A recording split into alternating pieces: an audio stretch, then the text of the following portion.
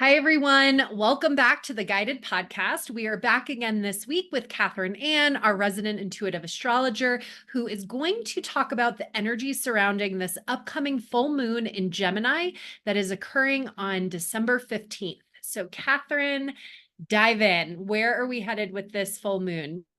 All right, thanks, Lindsay. So the full moon in Gemini happens every year during Sagittarius season, so November, December time.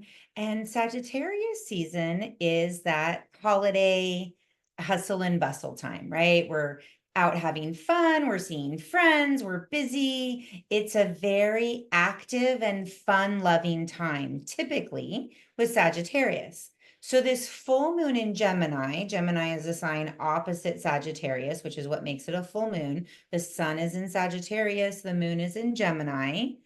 That Gemini is a very active and busy sign as well. The difference with Sagittarius is it's broad-minded, expansive, it's ruled by Jupiter. So it's like philosophical and big picture and travel and culture and learning. Whereas Gemini is all the little details, all the quick thoughts, all the busy, all the like, I could do this and I could do that and I could do this and I could do that. That's Gemini, where Sagittarius is like, let's do this. Doesn't this sound big and fun? But it's in a more, I want to say, like magnanimous way. Whereas Gemini is like busy. So with this full moon in Gemini, typically in maybe a standard year of full moon in Gemini, when Jupiter was not also in Gemini, we would think, okay, this is awesome. We planted seeds in June at the new moon in Gemini. Now we're at the full moon, and this ability of Sagittarius to see the big picture is going to help us focus on maybe the one thing that we really want to put into action, because that Gemini has so many thoughts and so many ideas, and it's busy. And so that Jupiter ruled sun says, okay, let's do this. But we're just going to pick one big picture idea and really take it somewhere. And yet, this year, we have Jupiter in Gemini. So we've talked about this before. Jupiter does not like to be in Gemini. Why? Because Jupiter is the big philosophy, big picture, and Gemini is all the busy little details. And so Jupiter feels uncomfortable because it can't just like bask in the philosophy, bask in the like, I'm growing, because it just feels very busy and kind of like doesn't know where to focus. So Jupiter doesn't love being in Gemini. So the way it works is, because Jupiter rules Sagittarius, and we would normally get this support to focus from that Sagittarius sun, now we have a Jupiter that's not happy, so it can't help out. So basically that sun doesn't have the focus and the power that it normally does. So yes, we may have things come to light of all the many ideas. I remember when we talked about the new moon in Gemini, we talked a lot about that chatty energy. Like, you go to a party, you're so excited to see everybody, you want to connect with everybody, and then you leave the party and you're like, wait, what? What did I do? Who is that? Like, it was all just a lot, right? And then by the full moon, now we should be getting to that place where like, ooh, I can really bring something there into focus and really move with it. But it's going to be hard because our the sun's ruler is in detriment. It can't provide the support. It can't provide the focus. So that's an important thing to consider, is that Jupiter is not happy in Gemini, and this is a Gemini moon. And that kind of basically what it does is it makes it, the word they're giving me is messy. It makes it messy because it's almost like we would want to be discerning, really focusing in on something and like, I'm ready for some big transformation, but we can't because we can't focus. Add to this that Jupiter is actually retrograde. So even less happy, even less strength. The benefit about Jupiter being retrograde in Gemini is that all those gazillion ideas and thoughts that we've had since last spring that, oh, maybe I could do this and that would be fun and maybe that would be interesting. We are in a phase now of, instead of growing those more and more and more, where we have bazillions of ideas, we're in this reflection mode where it's like, now I'm going to think about everything that has been coming up. So at least it has Jupiter slowing us down a little bit there. Well, and it's interesting because last month we really talked about this theme being the earthquake, which may either be a piñata, an explosion of goodness, or maybe something rocking our world in a little bit of a different way. So it seems apropos that now we would maybe have an opportunity to step back and reflect in this retrograde, because depending on what your earthquake looked like last month, now we might have something much bigger to contemplate. No? Yeah, and I think also that kind of all the shakeups since last June, because remember, we've talked about this many times, since last spring, there's been big astrology. And so there's just been a lot to process, a lot to change, a lot of different things going on. And now it's a little bit of a reprieve. So Jupiter actually started going retrograde at the beginning of October, but it's going to be retrograde all the way till February. So this is a long process of Jupiter going, okay, now let me shift internally. I'm going to reassess. What are all these things I've been thinking of? I'm going to reflect on my own personal growth. What do I want to do? And in a normal Gemini full moon, we'd actually be able to even focus and maybe move forward on that personal growth. With this Jupiter retrograde, it's just going to take longer. We're going to have more time to reflect. We might even, revisit. Did I really want to take all these classes? Maybe I want to pare that down, because Gemini likes to learn. So this is a time with Jupiter and Gemini where people are wanting to learn everything they can, absorb everything they can, and it can be overwhelming. So now that Jupiter's retrograde, we can let go of things. We can go, oh, that was fun for a moment, but actually it's too much. It's overwhelming me. I don't have enough hours in the day. I need to create space. It's also a time with Jupiter in retrograde where we're going to reconnect with spirit. We're going to reconnect with our inner wisdom. So this is all like this internal, philosophical, personal growth. So you can hear how that really doesn't match with busy, hanging out with a bazillion people, having all this fun, go, do, all these tons of ideas. It's a slower energy. So when Jupiter goes into retrograde, we go into kind of a more patient mode. I feel like for some, that might feel frustrating. For some, that might be agitating, because it's like, I had all these great ideas, and depending on your personal makeup, you might be the type of person that just wants to charge forward and go in. But Jupiter's just going to say all the way through to February, take a beat. So now, in addition to this, and now I'm going to go a little bit more into other parts of what's going on during this moon. We talked about how busy, in general, the Gemini moon would like to be, but the bigger picture of the sky is how many personal planets we have in retrograde. So we have Jupiter in retrograde. We have Mars in retrograde as of December 6th. We also have Mercury in retrograde as of December 13th. So that's Mercury, Jupiter, and Mars, all personal planets, all retrograde. We're going to talk about why that's so important. And then we also have Uranus is still retrograde and Chiron is still retrograde. So we have a lot of retrograde energy. So what does this all mean?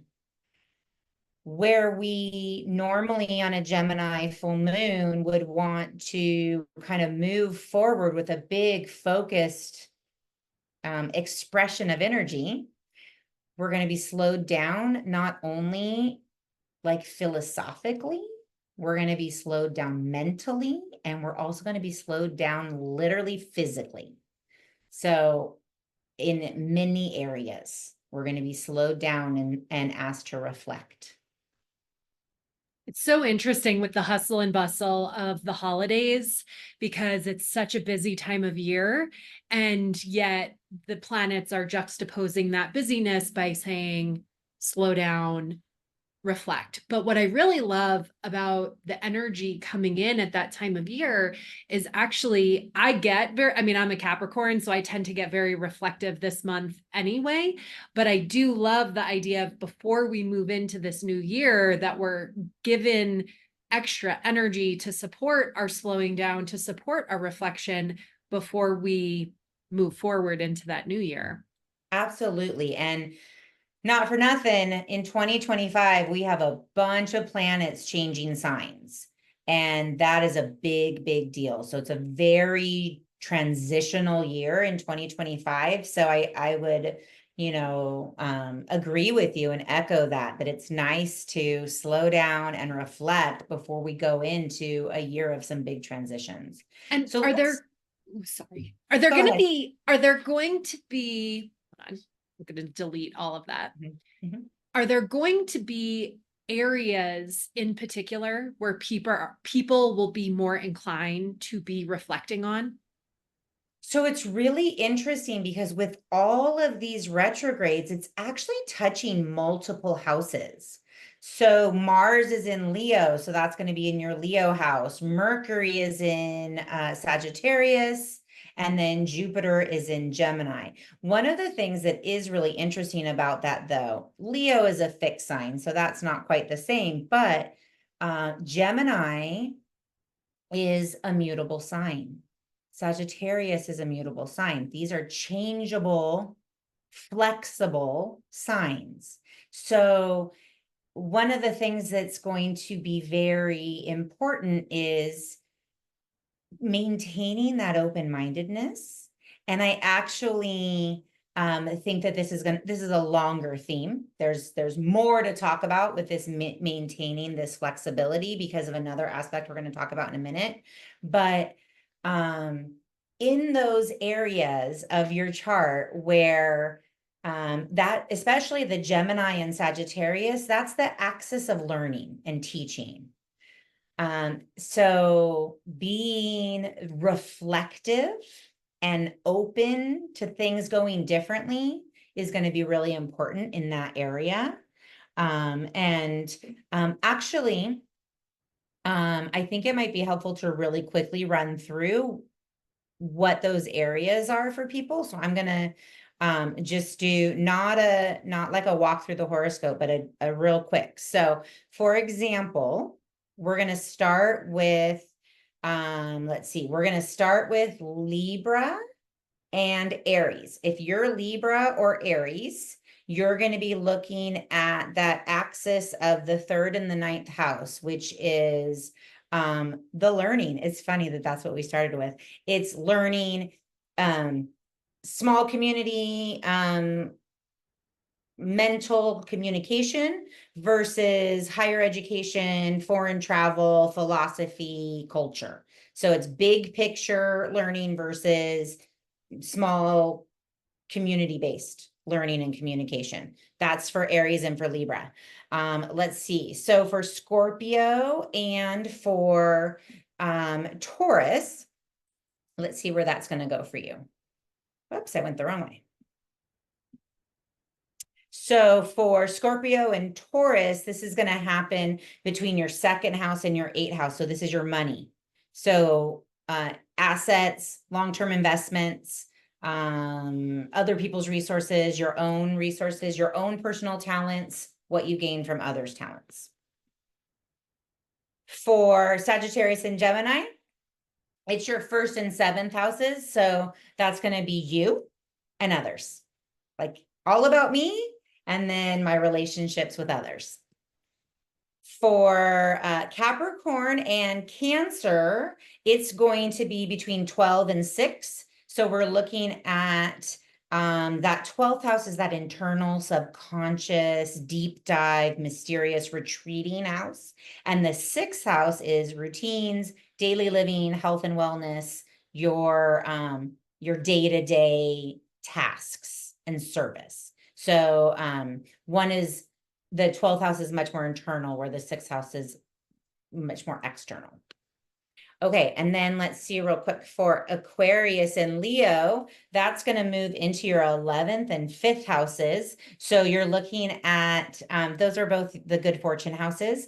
And so you're looking at joy, romance, fun, and then good fortune in the sense of like friends and networks and, you know, philanthropy and resources from your, it's resources from your career. So like people, you know, from your career kind of thing. So that's what's the Aquarius and Leo axis are dealing with for all of this flexibility and mutable stuff happening on this full moon. And who do I have now? So Pisces and Virgo, for you, it's going to be in the 10th house and 4th house. So this is really going to be speaking to needing flexibility in home versus career. So either public reputation out in the world and your career and your legacy, or home, family, your foundations. So that's where you're going to need a lot of flexibility, open-mindedness, and some patience about things you want to be moving through. And then we're back to Aries and Libra. So I made it all the way through.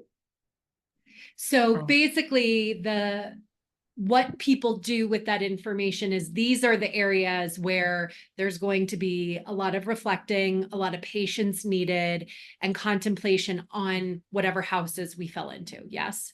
Yes, because one of those houses, one of those topics has Jupiter retrograde in it, and the other house has Mercury retrograde in it.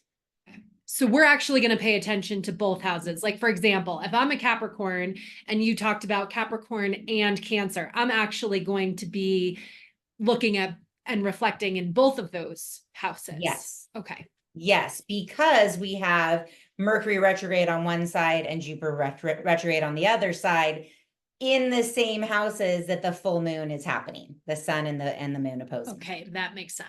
Yeah.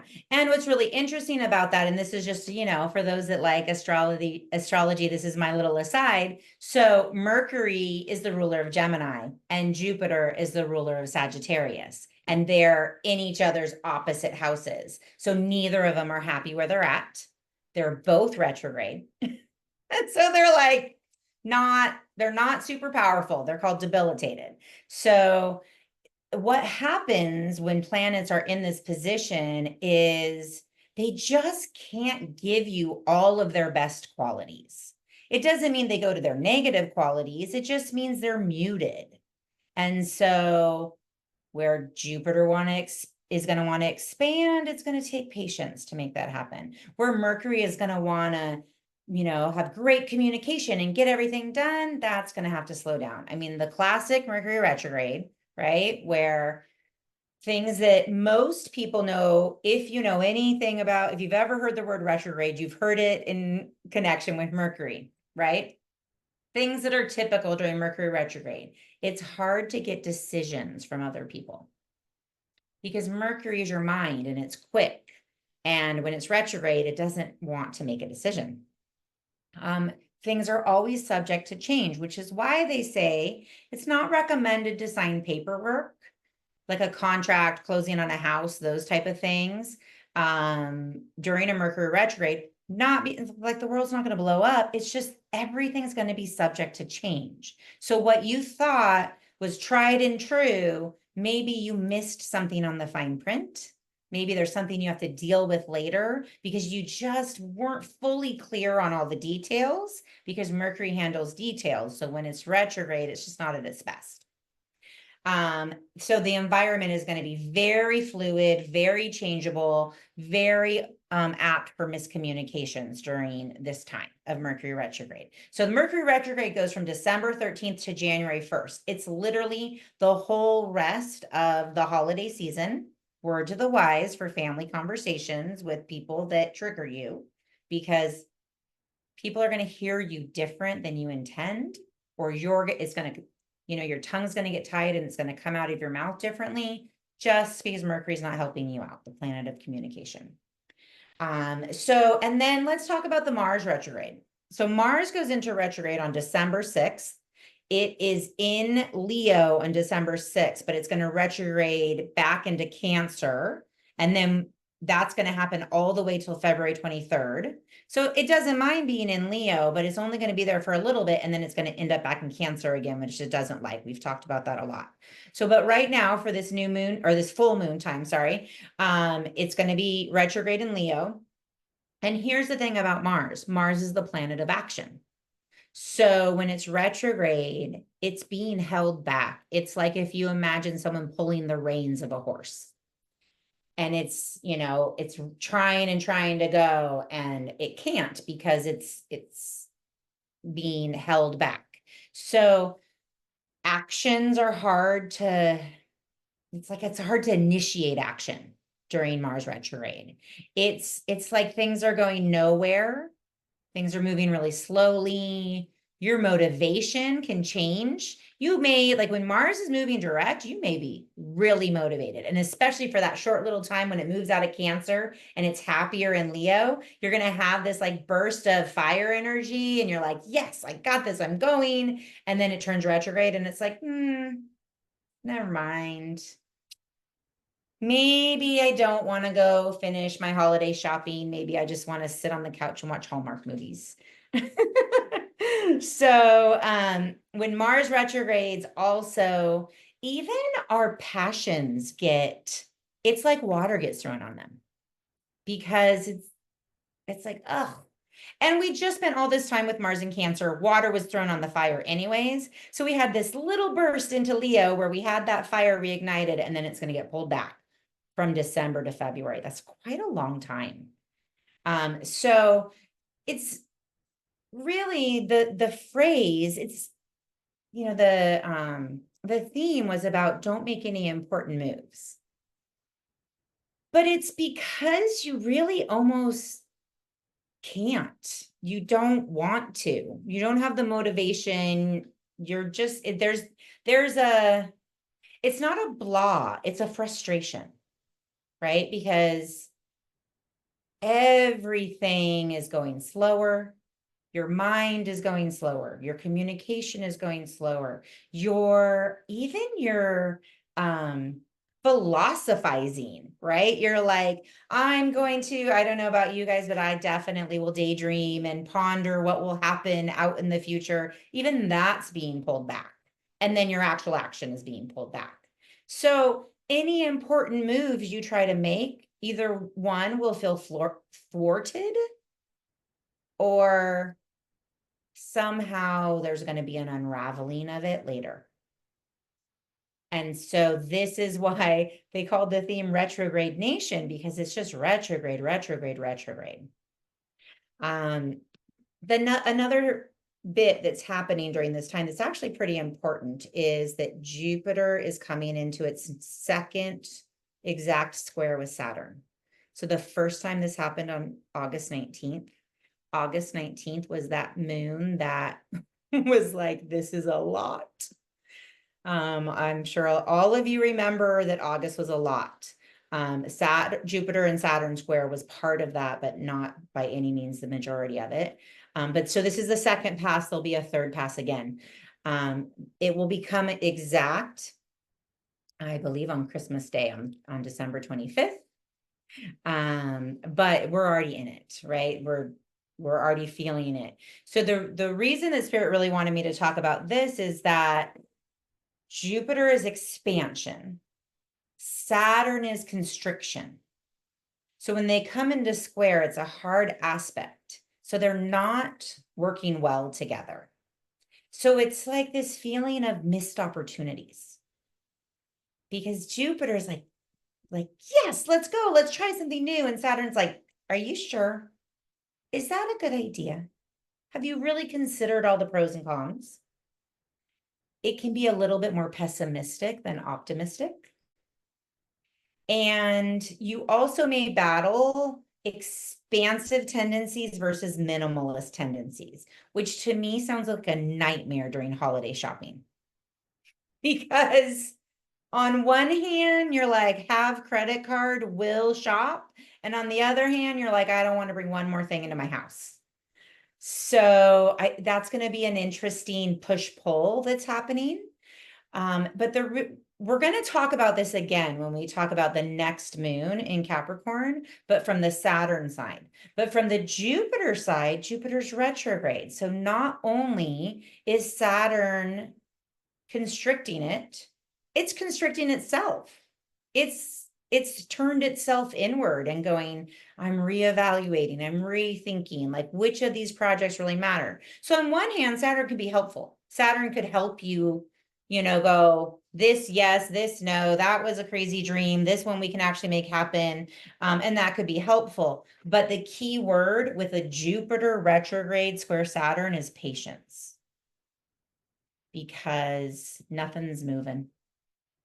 And then we have all these retrogrades with Mercury and Mars. Nothing's moving. So it makes me really wonder, like, what is this time going to be like in general? Because it is not a time of the year where people sit. It's a time of the year where we are desperate to find a moment because we're so busy. And none of this energy really suggests that that's going to be happening.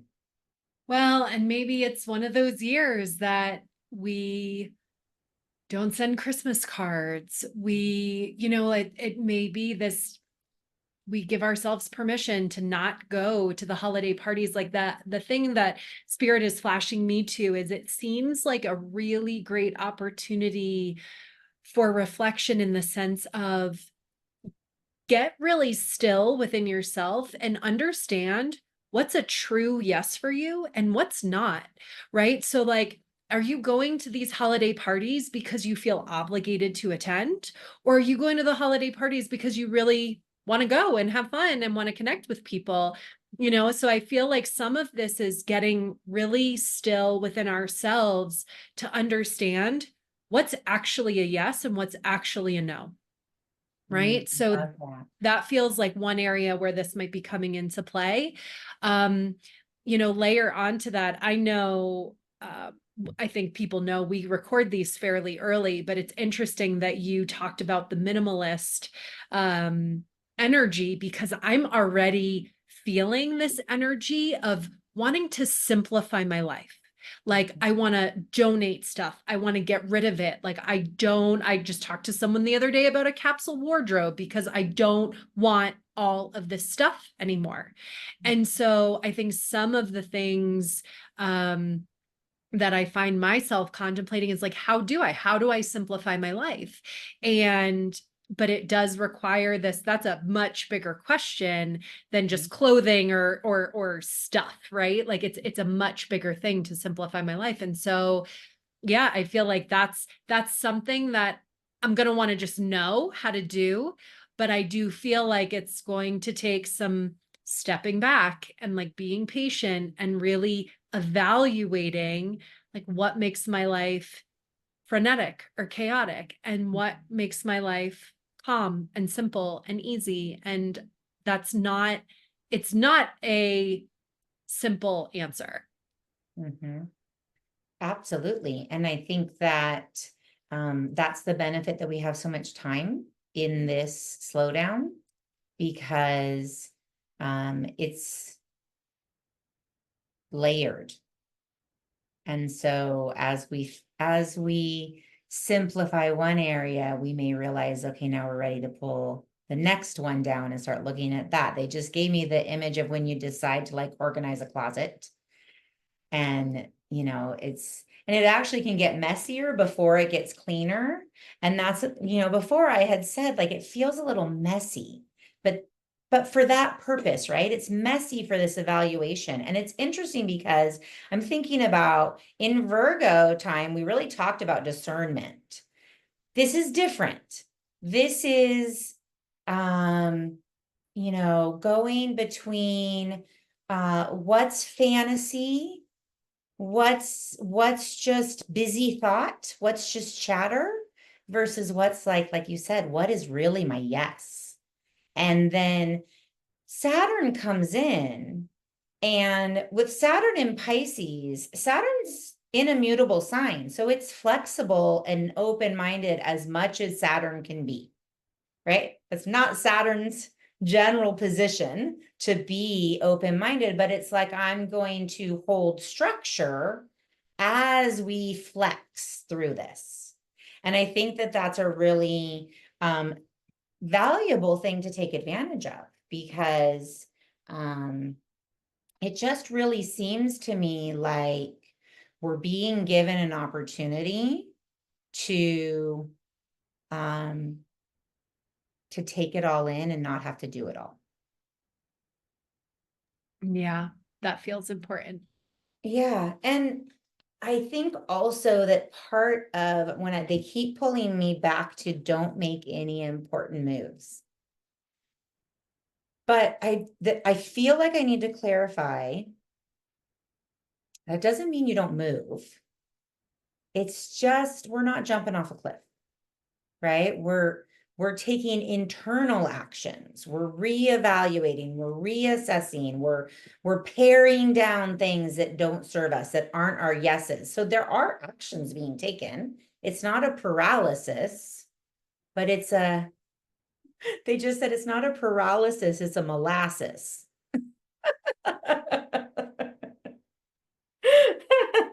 So it's going to go really slowly. Not all of us are going to love that.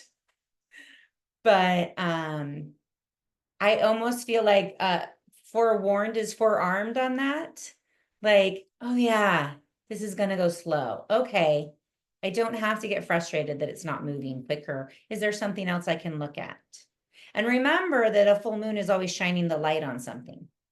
So whatever spotlight is shown on it, that's where you start, right? That's where you start going, okay, let me evaluate this and see where it's going to take you. And then that Jupiter square Saturn, the second pass of it, the third one is 6 months later when all of these energies are different. So it'll be interesting to see kind of how that expansion versus contraction is culminates, like what came out of this whole like year-long process. So that is the energy for the full moon in Gemini. I feel like it feels contradictory to me because I always think of Gemini as so much fun and a lot of energy. And actually, I think it's going to be more subdued. I think it's going to be a more subdued time of the year than we would typically expect. Yeah, and I think it's helpful for people to almost, they're pointing me to like, what does juxtaposition feel like in the body? And I feel this almost like internal tug of war, right? Like the wanting to move, but being pulled back, like, no, just rest for now. So I think if we're feeling that internal tug, that internal juxtaposition, it sounds like we're all right on, right on target for this moon. Yeah. And then, and not only with this moon, really, this is going to take us into the beginning of 2025, all these retrograde energies. So, it's okay if this slow down period feels like it's going a little bit. It's not just a 2-week cycle. It is absolutely going to take us into January and February with a slower reflecting time. Okay, so we can really use that to our advantage. Well, thank you for all of this information. As always, you can find more information about Catherine Ann and her services in the show notes, and we will look forward to talking with her again next month. Bye for now.